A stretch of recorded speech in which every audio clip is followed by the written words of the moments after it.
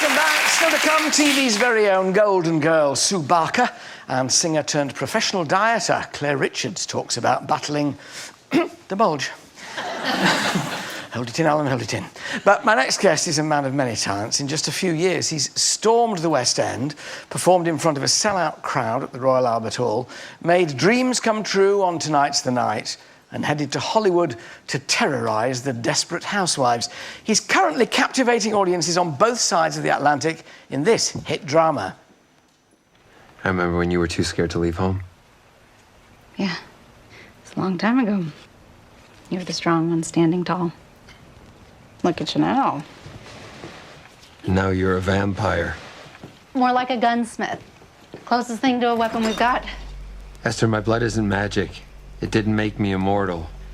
They can't have cloned it or copied it. All the same, Jack. They took your blood and they keep trying to spill your blood. Someone wants you dead for a reason. And I think this stuff's the only hope we've got. Please welcome John Barrowman.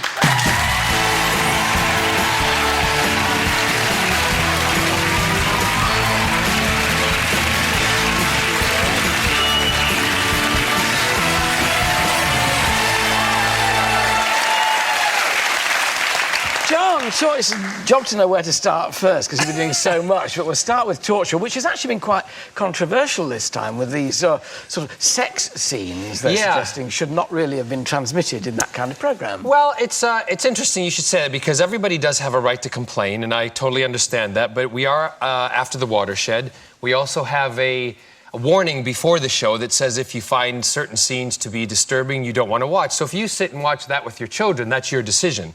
Yeah. All I can say on for the rest of it is I kissed another man. We were in the bed together. We didn't do anything that was insinuating anything or showing any movement. Very much like Morecambe and Wise, yes. then, really. But people complained about that, yet I was stabbed while hung from a meat hook 50 times by a group of 50 people, bleeding into a bathtub, and also shot in the head 4 times, and no one complained about that. So people complained about a loving relationship. They get that in the Daily Mail every day, so they're quite used to Anyway, but it's nice that people are talking about the show, and complaints or watching it, it's still being talked about. Are you astonished that it's been such a hit? Because it's a big hit in the States too, isn't it? It's a big hit in the States, and it's also doing really well in the UK. It's a show that began here. I'm overwhelmed. I can't believe it. You must be the most successful spin-off, I guess, of all time. Well, thank you for saying that. I guess we are, really. Now, we saw you more recently in Tonight's the Night, Making Dreams Come True. Now, there, you're not totally in charge. You're handing over the baton sometimes, as it were, to others. Bit nerve-wracking doing that kind of show? It is. It's nerve-wracking, but it's also one of the most gratifying shows that I've ever done, because it was my production company with Gavin Barker, Barrowman Barker Productions. We do it with the BBC, and I wanted to give back to everybody who's made my dreams come true over the years, and for me to be able to do that to people out there, it's the most fantastic thing to see that on their faces when they have that moment where something happens to them that they never thought was ever going to happen. Is it difficult to you? I found I was having a bit of a, because did I get to you? You did. Yes. Well, I got the titch. You did. There was a little girl who sang in the school, and you went there to the school, and her face was just a picture. Wasn't and when I said to her what she was going to do, I said, "Do you want your mom?" And she went, "Yes, I want my mom." And I went, "Oh, we need a mom. Someone bring your mom out." With the children, it's wonderful. The best laughter and the best thing to make you feel better is the laughter of a child. It is the best tonic in the world. And also the fact that the show now, Tonight's the Night, is going around the world. We're, in places like China. We're in places like the Ukraine, Sweden, going to be South America, and it's nice to know that that little show is making dreams come true around the world. It's a fantastic feeling. It must be wonderful learning all the languages. I think that must be really interesting, I'm really good in China. I'm actually two people in China. But you're talking about doing it for children. A lot of actors are quite snooty about panto. Some actors do it every year, and it's what they're known for, the likes of Biggins and Co. Always in panto. You are, respected actor and a singer, and you rate panto, and you make sure that your winter life, in a way, is dedicated to panto, so you're not stuck up about it. No, not at all, and I don't think a lot of people should be, because pantomime is not only one of the best and most historic art forms of theater in the UK. It's a tradition, and it's something that we've all grown up with. Also, the fact that it's fun, and it's the introduction to children to theater and to entertainment. And if you can capture an audience at that age in matinees and in evening shows and make them laugh with their moms and dads, that's the best family entertainment around. Is it challenging? Do they laugh? Are they a tough audience? Kids are really honest.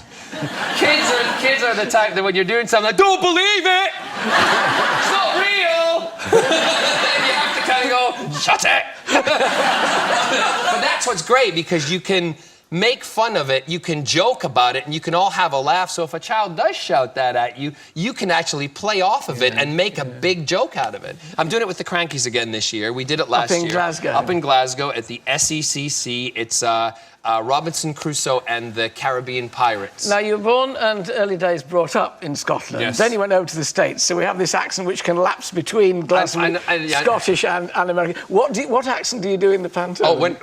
Last year at one point, Jeanette Cranky hit me over the head with something, and I got up, and when I got up, I was hitting the head, and I started speaking Scottish, and then halfway through, she said, "I don't like that." Hit me in the head again, and I came back speaking like an American. So I play with it myself, and I do, whatever the show calls for, but I think I'll probably be the American voice when I'm up there. So, the great thing is you can do a good one, having been brought up, which you would have needed, I guess, for Desperate Housewives.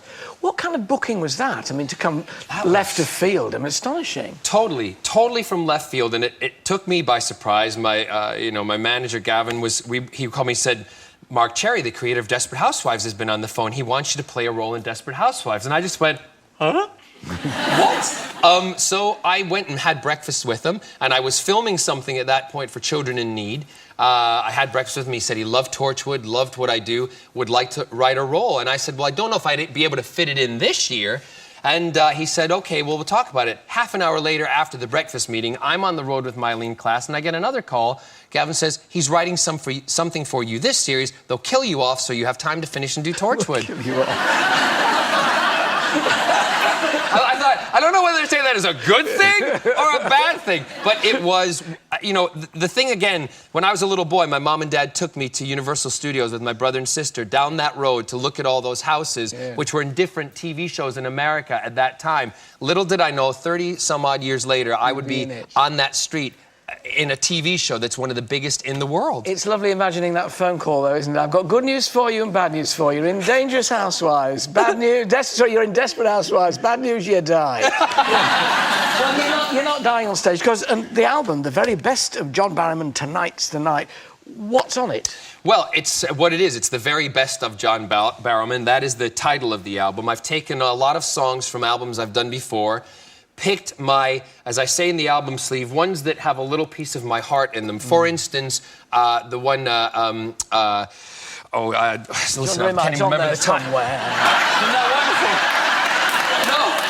the winner takes it all. I couldn't think of it. I didn't know, but when I recorded that, my dad told me that was his favorite song. Oh. And I had no idea. So that one went in there. But also, I Owe It All to You, which is the first track on the album. Again, I recorded that as a thanks to my fans, to the people who have supported me around Britain, because I do owe it all to you that I sit here talking on this show, have my own show, Torchwood, you name it, I owe it all to you, and it's a thank you to everybody. Well, we will let you sing it at the very end of the show. And I know you're doing a tour as well. People can look for you on the tour. But I couldn't let you go without a little bunch of flowers which says an awful lot about you, which is where I have to look at my notes, which say you've got a poppy, laurel, bells of Ireland and strelitzia. Right. Any idea what it means? This one means something about, I don't want to say grandeur, because that sounds magnificence. Really, magnificence. Right, thank you very much. Bells of Ireland, the green one, is good luck. Ah. Laurel, which is the green leaf here. This is glory and success. And there's a poppy in there somewhere. Oh, yes, the poppy head. Right there we are. Yep. That means fantastic extravagance. There you are. 6 up to a T. John's going to perform us at the end of the show. Now, ladies and gentlemen, John Barrowman. Thank you very much.